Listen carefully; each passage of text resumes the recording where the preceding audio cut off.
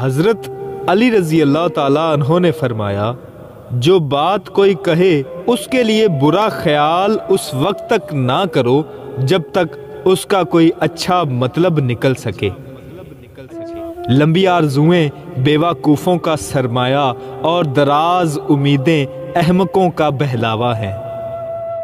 سب سے بہترین لقمہ وہ ہے جو اپنی محنت سے حاصل کیا جائے۔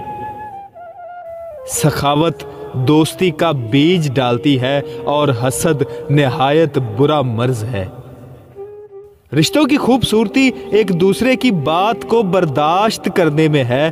بے عیب انسان تلاش کرو گے تو تنہا رہ جاؤ گے۔ اگر کوئی آپ کی فکر کرتا ہے تو اس کی قدر کرو، کیونکہ دنیا میں تماشائی زیادہ اور فکر کرنے والے بہت کم ہوتے ہیں۔